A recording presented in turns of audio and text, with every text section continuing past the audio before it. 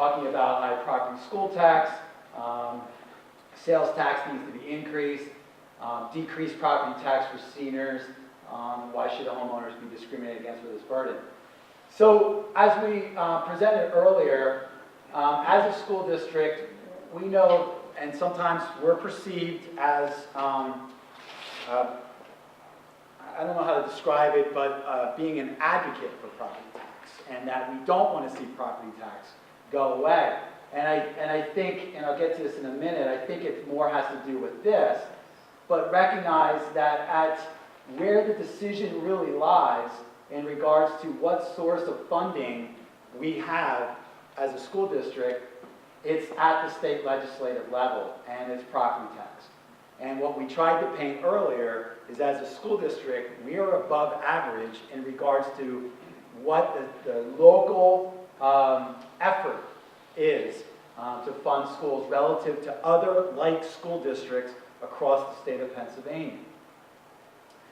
What we have to be concerned about, as not only superintendent, but as a school board, and hopefully you would agree as a community, is that whatever source of funding, whatever source of taxation we have, it has to be predictable, stable, and reliable.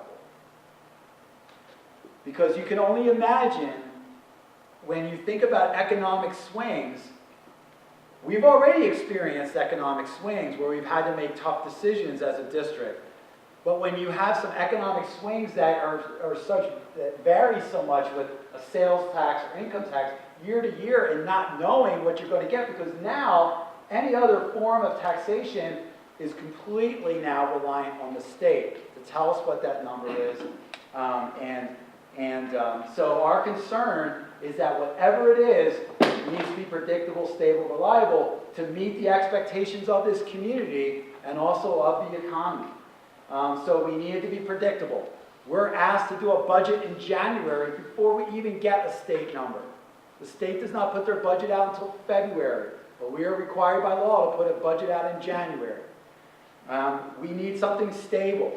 So if it's going to go to sales and income tax, please consider what the stability of that taxation looks like. And lastly, it needs to be reliable. Diane mentioned earlier, 2 years ago, the state did not pass a budget until 6 months or 9 months? More than 6, so it's in between 6 and 9. 6 and 9 months that the state did not pass their budget.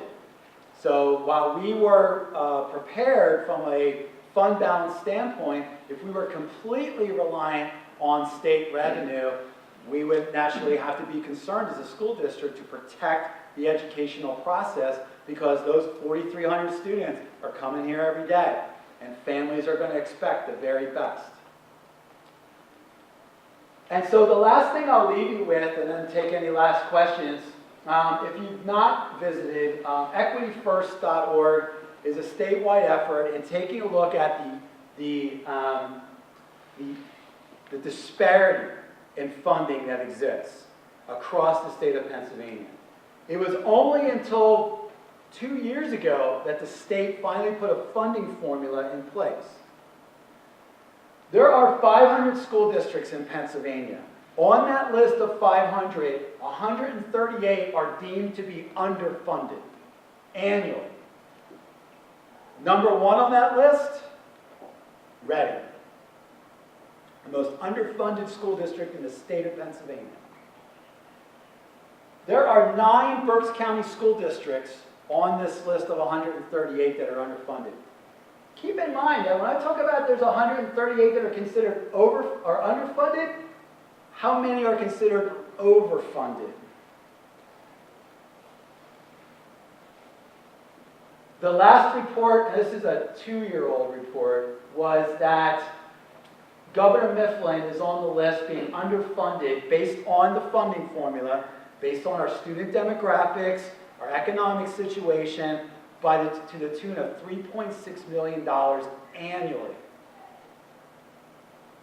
That using this if this funding formula were to be applied completely across the state of Pennsylvania now, it would mean $3.6 million more to Governor Mifflin School District.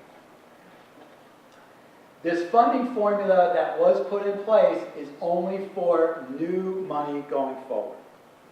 So the increase in state revenue that Diane showed you from the state, the funding formula only applies to that new money that the governor and the state legislators release to the different districts. So there's a legacy piece, if you will, or a hold harmless piece for those districts that are considered overfunded, that the state is not stepping in to now say, okay, if you're overfunded by $4 million, you're getting $4 million less from the state. There's an acknowledgement that they're overfunded, but they are certainly not going to take that money away. Which I think is some of the reason why we talk about why has legislation not passed. Because I don't believe that there are pockets throughout the state of Pennsylvania where property tax is an issue, but not everywhere.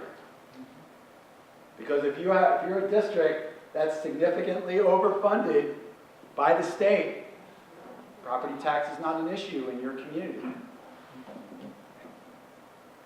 So I will stop there. And I think that's it. Oh, last thing. Future opportunities coming up. I think somebody asked before. We are in the middle of negotiations with our Teachers Association. That contract does expire on June 30th of this year. We are in the middle of all other contracts. So we have a contract for AFSCME, which is our support staff. We have 2 Act 93. One's for our administrative group, and one is for our administrative support group. So we're in the middle of those contracts, but GMEA, which represents 300 teachers, does expire in June, and so we are in the middle of negotiations. Our opportunities, I did share this at the table. You saw we have one of the lower starting salaries. So we are doing everything we can to recruit, to make this an attractive place to come, even if we can't pay you what other districts are paying you. So please, if you haven't had a chance, take a look at a brochure that we've put together to show the great work that's being done in our district.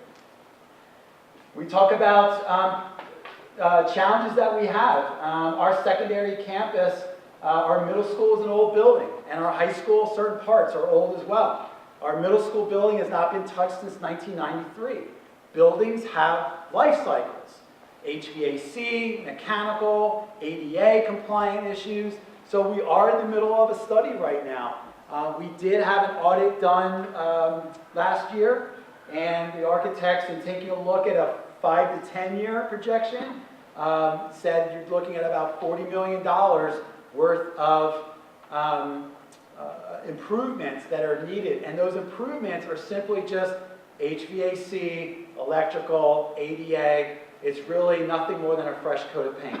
It doesn't do anything to change your instructional program, the walls, nothing. It's just to upgrade, just to improve the failing systems that have life cycles to them in the buildings.